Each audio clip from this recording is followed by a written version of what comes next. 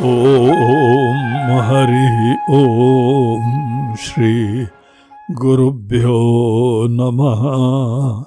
हरि ओम। आत्मबोध lesson number 57। आइए श्लोक का पाठ करें। अतद्व्यावृत्ति रूपेण वेदान्तैर्लक्ष्यते द्वयम् अखण्डानन्दमेकं यत् तद्ब्रह्मेत्यवधारयेत्। यहाँ पर भी अतद्व्यावृत्ति रूपेण ये वाले श्लोक के अंतिम पद में वो सेम वाक्य है जो पिछले 4 श्लोकों से चल रहा है। तद ब्रह्म इति अवधारयेत्, उसको ही ब्रह्म जानो, निश्चय करो कि वो ही ब्रह्म है।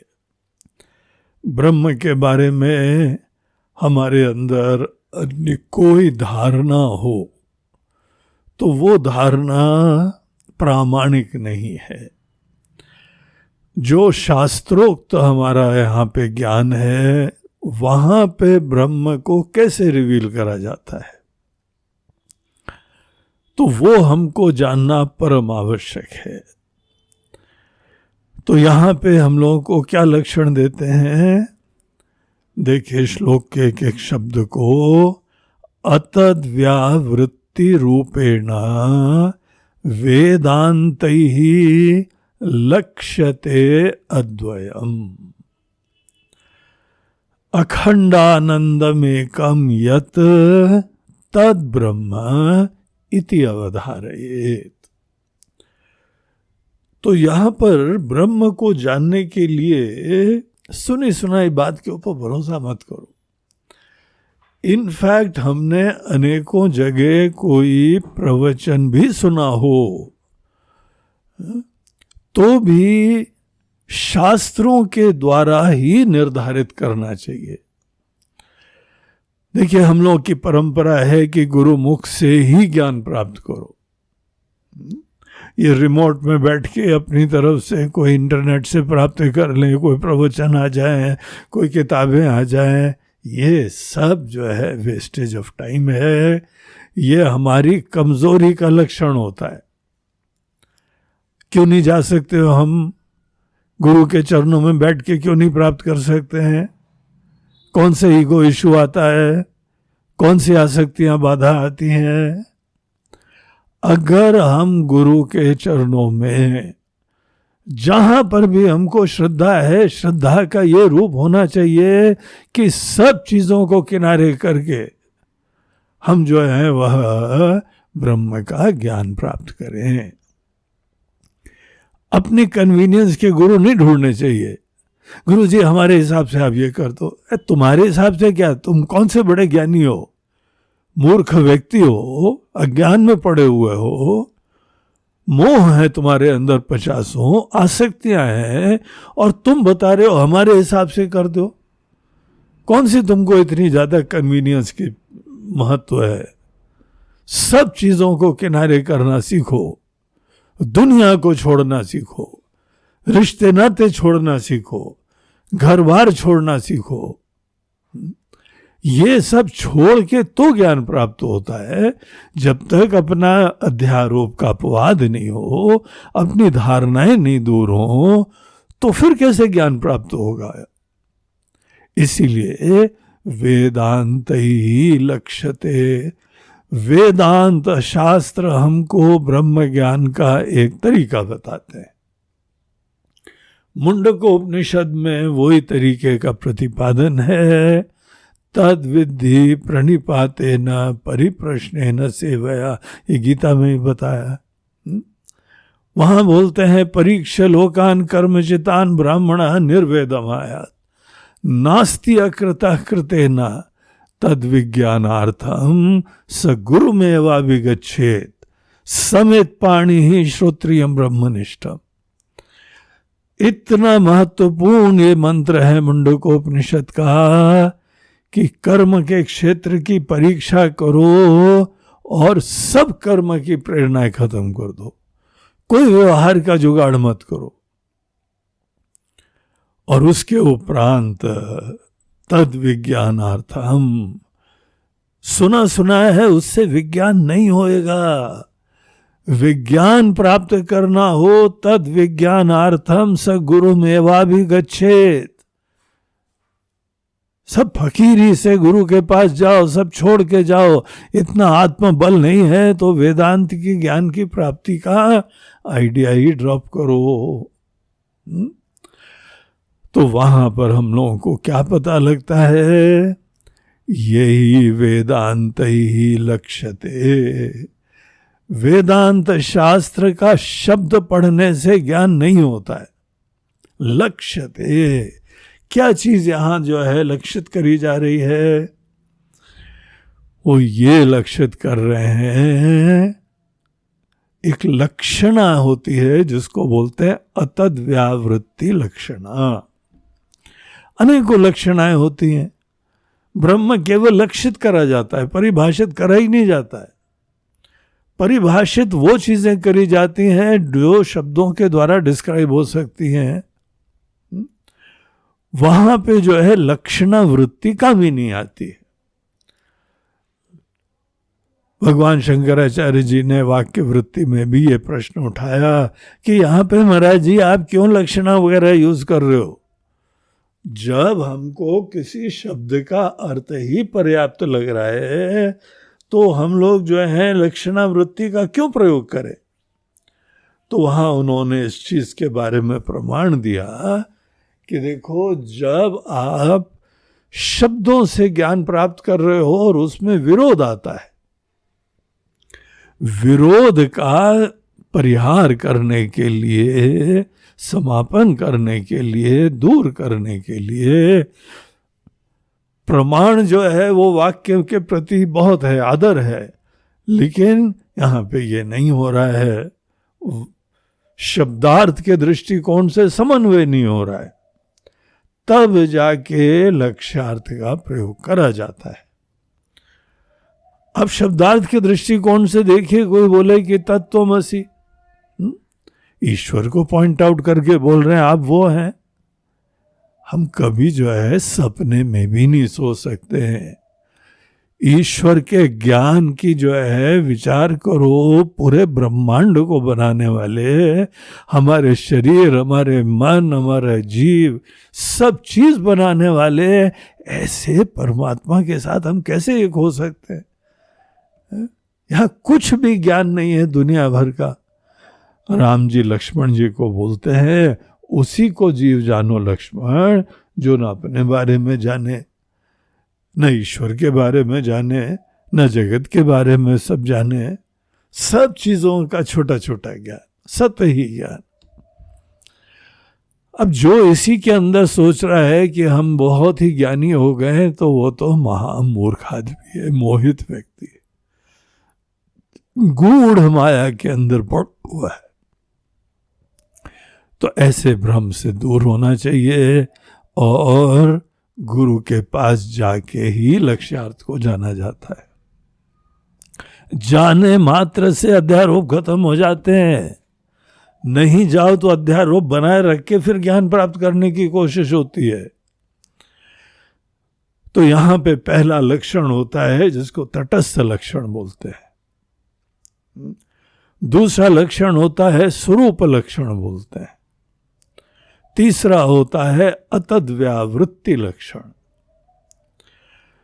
तटस्थ लक्षण में जो कोई अनकनेक्टेड सी चीज होती है लेकिन इस समय हमको साथ में दिखाई पड़ रही है, उसको निमित्त बना के जब लक्षणा दी जाती है उसको बोलते हैं तटस्थ लक्षण। और इसका प्रसिद्ध एग्जाम्पल ये है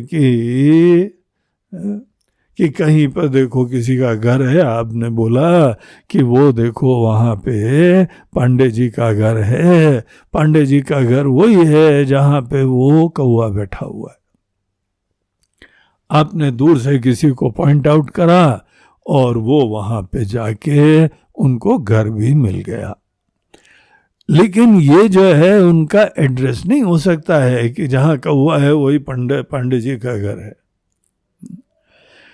ये तो इत्तेफाक की बात थी, संयोग की बात थी कि जब हमको ज्ञान दिया जा रहा है उस समय कोई कौवे राम बैठे हुए थे वहां पे, और इसलिए उनको बता दिया गया और वो समझ भी गए।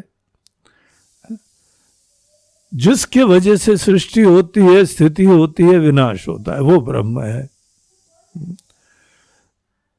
तद विजिज्ञासस्व तद ब्रह्मेति यतो वा इमानि भूतानि जायन्ति, ये भी यहां पे तटस्थ लक्षण है।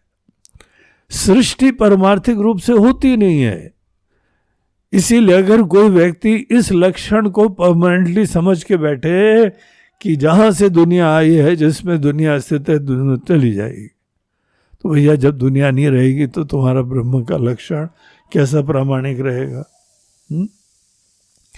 तो वो लक्षण अप्रामाणिक हो जाएगा, क्योंकि यह एक देशी हो जाता है। तो यहां पे गुरु ही जानकार हैं। तो कहीं पे किसी को द्वितीय का चंद्रमा दिखाना है तो बोलते हैं देखो उस डाल के आगे देखो, वहां पे तुमको चंद्रमा दिखेगा। अब डाल के आगे देखो, जहां पे हम भी खड़े हैं, हमारे गुरुदेव भी खड़े हैं, वो हमको संकेत कर देंगे तो हम जान जाएंगे। लेकिन ये परमानेंट चंद्रमा का एड्रेस नहीं है। तो ऐसे सब लक्षणों को कहा जाता है तटस्थ लक्षण। तटस्थ लक्षण से हम किसी चीज के निकट पहुंचते हैं, उस दिशा में हमारा ध्यान जाता है। और सबसे पहले तटस्थ लक्षण से ही ब्रह्म ज्ञान की प्रक्रिया चालू होती है। फोकस हमारा दुनिया से हट जाता है, शरीर से हट जाता है और उसके साक्षी के ऊपर चला जाता है। साक्षी शब्द भी तटस्थ लक्षण होता है। साक्षी शब्द भी एक साक्ष्य की अपेक्षा परमात्मा को लक्षित करा जाता है। अब साक्ष्य जो है वो सदैव रहेगा, ये कोई जरूरी नहीं है। इसीलिए कहीं पर कोई साक्ष्य नहीं है या साक्ष्य बदल भी गया है तो वो हमारे लक्षण फेल हो जाते हैं। तो शुरुआत में जहां हम खड़े हैं उधर से पॉइंट आउट करा जाता है। फिर एक बार हम जो है उस दिशा में चले जाएं, ध्यान मोड़ दें, उसके बाद स्वरूप लक्षण होता है। स्वरूप लक्षण में उस चीज के बारे में हम ऐसे पक्ष का विचार करते हैं जो अव्यभिचारी होती है। जब किसी वस्तु के अंदर अव्यभिचारी पक्ष के ऊपर विचार होता है तब जाके वो स्वरूप का परिचय देता है। जैसे अग्नि के बारे में हम लोगों को पहले तटस्थ लक्षण दिया गया, जहां से धुआं निकल रहा है वो देखो वहां पे वो झोपड़ी दिख रही है, उस झोपड़ी के पास वहां पे जाओ, देखो अग्नि है, प्रकाश दिख रहा है ना, वहां अग्नि है। तो ये हमको उस दिशा में जाने का एक प्रेरणा मिली। उसके बाद फिर अग्नि की तरफ ध्यान गया और फिर उसका स्वरूप के ऊपर विचार होता है। यहाँ लपटें निकल रही हैं, यहाँ अनेकों रंग हैं, चिंगारियां निकल रही हैं, लेकिन ऐसी चीज को यहाँ देखो जो कि चिंगारी में भी हो, बहुत ही बड़े एक फ्लेम में भी हो। हर जगह एक चीज कौन सी है जो अव्यभिचारी है, वो अग्नि के साथ जोड़ते हैं, और वो है उष्णता। उष्णता जहां पर आएगी वो फिर अग्नि का परिचय हो जाएगा। तो ये जो है स्वरूप लक्षण होता है। अपने केस में साक्षी की तरफ ध्यान मोड़ना, दृष्टा की तरफ ध्यान मोड़ना, ये सब तटस्थ लक्षण हुआ। उसके बाद अपने अंदर ये चेतन तत्व की तरफ ध्यान मोड़ना, ये स्वरूप लक्षण हुआ। लेकिन तब भी ज्ञान पूरा नहीं होता है। अब आत्मा को सदैव साक्षी समझो तो अभी भी आप अज्ञान में पड़े हो, द्वैत में खड़े हुए हो। तो यहां पर तीसरा प्रकार का लक्षण आता है जिसको बोलते हैं अतद व्यावृत्ति लक्षण। अतद व्यावृत्ति लक्षण उसको बोलते हैं न तत् न तत्। तो किसी भी विषय के अंदर उपाधि का जो पहलू होता है वो उसका ही निषेध करा जाता है, उसको असार बताया जाता है, उसको मिथ्या बताया जाता है, उसको महत्वहीन करा जाता है। इसीलिए बोलते हैं अतद व्यावृत्ति न तद न तद। ये नेति नेति शब्द का ही ये नाम होता है। नेति नेति का जो लक्षण होता है उसको अतद व्यावृत्ति लक्षण कहते हैं।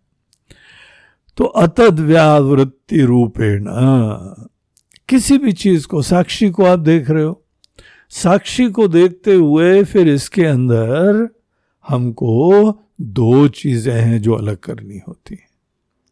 दृष्टा को देख रहे हो, इसमें दो पक्ष हैं, एक चेतना है और एक दृष्टृत्व की उपाधि है। दृष्टृत्व की उपाधि ये जो है वो स्वाभाविक नहीं होती है, नैमित्तिक होती है। जब ये दृष्टृत्व की उपाधि हुई तो हम दृष्टा बन के स्थित हो गए, श्रोतृत्व की उपाधि हुई तो श्रोता बन के खड़े हो गए। तो यहां पे दृष्टा के अंदर दो पक्ष हैं। जो दृष्टृत्व की उपाधि है उसकी तरफ हमारे गुरुदेव ध्यान ले जाते हैं हमारा, और ये बताते हैं न तत्, ये तो अव्यभिचारी पक्ष नहीं है, व्यभिचारी है ये। देखो इसका आवागमन होता है।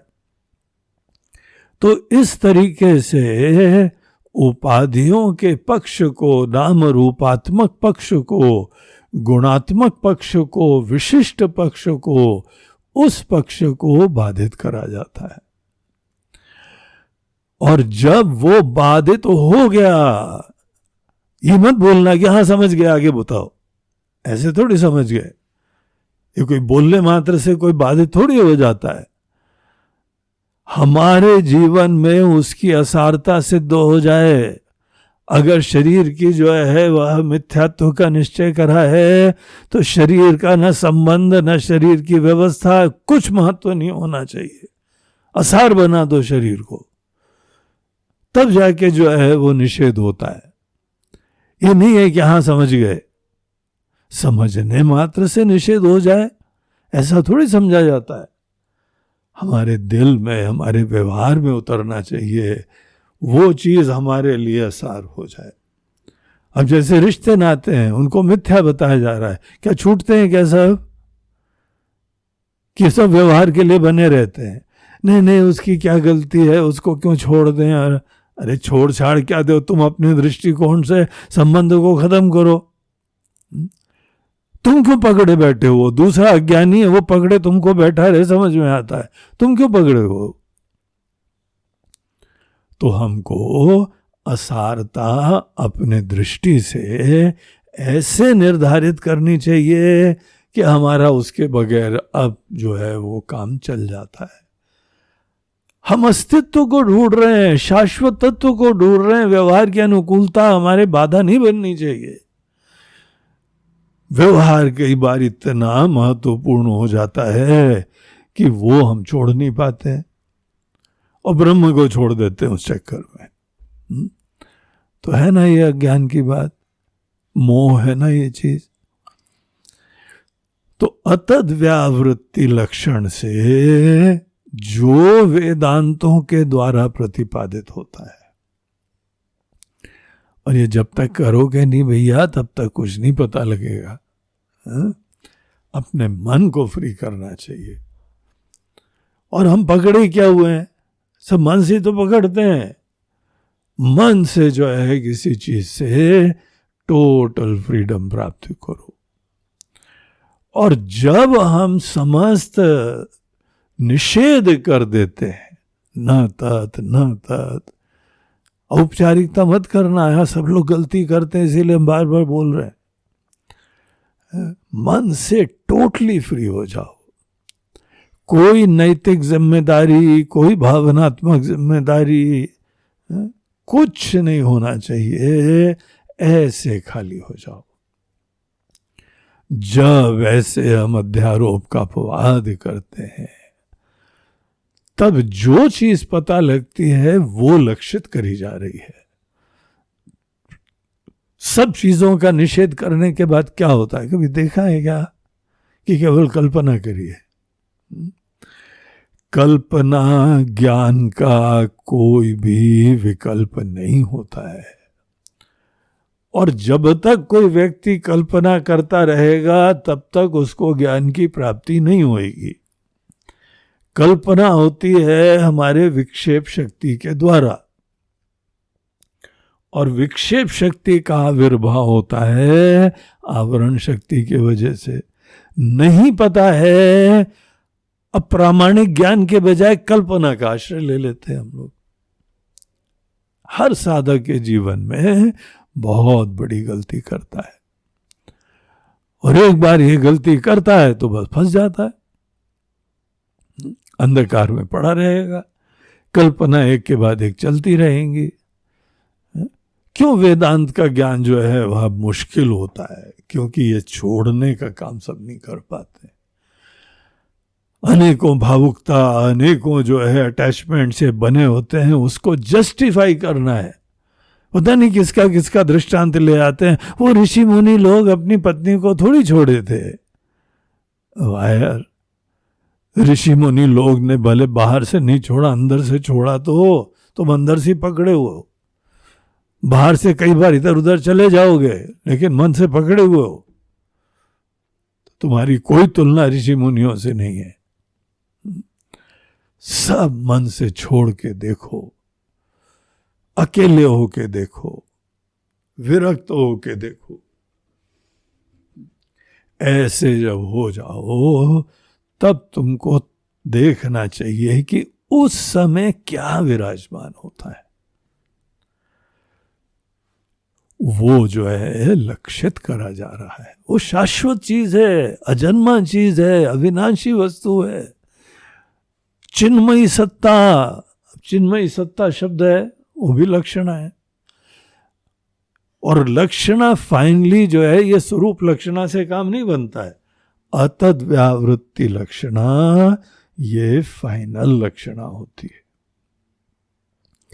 तो अतद व्यावृत्ति रूपेण वेदांतै लक्ष्यते अद्वयम्। वो लक्षणा जब सिद्ध होती है, जब आपको पता लगेगा, तब अद्वय की सिद्धि होती है। अद्वय भी कल्पना नहीं है, सब में एक है, सब में एक है। क्या एक है भाई? बगैर छोड़े छाड़े एक है, बगैर बाधित करे एक है। अपने धन दौलत, घर बार, मियाँ बीबी, इन सब को किनारे कर नहीं पा रहे हो। मन में उनके साथ जो है वो अभिनिवेश बना हुआ है, और बोल रहे हो कि सब एक है। क्यों अपना जीवन खराब करते हो भैया? इनको छोड़ के देखो, अद्वैत तत्व यहीं पे सामने मिलेगा। अद्वयम, सब द्वैत। द्वैत कौन सा होता है? द्वैत सीकर और सट का द्वैत होता है, दृष्टा दृश्य का द्वैत होता है, ज्ञाता ज्ञेय का द्वैत होता है। ये द्वैत को जब समाप्त करा जाता है, तभी अधिष्ठान का ज्ञान होता है। अखंडानंदमेकं यत्, और ये जो अद्वैत तत्व है वो ही अखंड तत्व है। और अखंड तत्व आपको आनंद की तरीके से पता लगना चाहिए। हम ही वो अखंड आनंद है। देखिए, आनंद के बारे में हम एक बार बता रहे थे कि इसके बारे में शुरुआत में बहुत महत्व नहीं देना चाहिए, नहीं तो भोक्तृत्व बना रहता है। हमको सत और चित, ये जो दो स्वरूप लक्षण है, इसको ही शुरुआत में लेना चाहिए चिंतन के लिए। और यही सच्चित जब अखंड हो जाता है, अद्वितीय, सब द्वैत खत्म हो जाते हैं, तब यही चेतना आनंद की तरह अभिव्यक्त होती है। जो चीज चेतना की तरह अभिव्यक्त हो रही है वो ही आनंद की तरह अभिव्यक्त होगी, क्योंकि वही तो आनंद है। सत ही चित है, चित ही आनंद है। लेकिन जब तक आपको केवल चित दिखाई पड़ती है, आनंद नहीं दिखाई पड़ता है, बहुत अच्छी तरह समझ लो कि अभी खंड बना हुआ है, द्वैत बना हुआ है। आनंद की स्फुरना द्वैत और खंड इसके अभाव का सूचक होती है।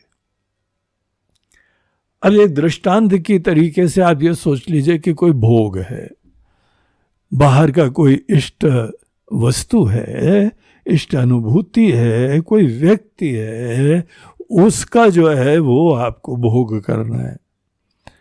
शुरुआत में वो भोज्य वस्तु आपसे अलग है, अलग है तो आप चेतन की तरह रहोगे, और जब आप उससे एक हो जाते हैं तो वहीं पे उसी जगह पे आनंद की स्फुरना होती है।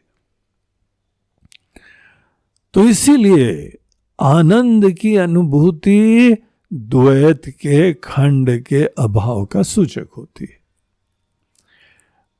और इसीलिए अगर वेदांत शास्त्र के हिसाब से हम चलेंगे ना, तो हम उस अद्वैत तक पहुंच जाएंगे, नहीं तो केवल शब्दों में अटके रहेंगे। अखंड आनंदम, बहुत सुंदर शब्द है। अखंड ही आनंद होता है, खंड में आनंद गायब हो जाता है। जहां खंड उत्पन्न हुआ, आनंद गायब, वो केवल चेतना की तरह भी व्यक्ति चालू होती है। विवेक भी खत्म हो गया तो चेतना का भी ध्यान नहीं रहता है, केवल सत्ता बनी रहती है। सत्ता सबसे ज्यादा स्थूल लक्षण है, फिर चेतना उसके बाद सूक्ष्म लक्षण है, और सबसे सूक्ष्म आनंद स्वरूपता का लक्षण होता है। तो ये हमारी एक यात्रा है। शुरुआत में ब्रह्म का, आत्मा का तटस्थ लक्षण लीजिए, फिर उसके बाद स्वरूप लक्षण का प्रयोग करो, और स्वरूप लक्षण में जहां पे सब द्वैत और खंड समाप्त हो जाए, उसी जगह आनंद विराजमान होता है। लेकिन ये बौद्धिक नहीं करना, दिल से करना। दिल को साफ कर दो।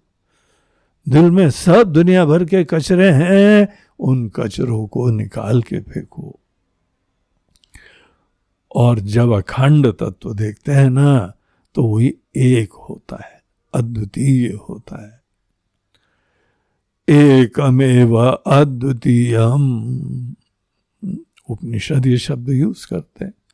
एकम एव अद्वितीय, तीन तीन प्रकार से सब द्वैत का निषेध करते हैं। एकम एव अद्वितीय, तीनों में अन्य का निषेध करा जाता है। तो समग्रता से अपने दिल से निकाल के फेंको। फिर हमको खुद ही जो दिखाई पड़ता है, यत जो होता है, तद ब्रह्म इति अवधारयेत, उसी को ब्रह्म निश्चय करो।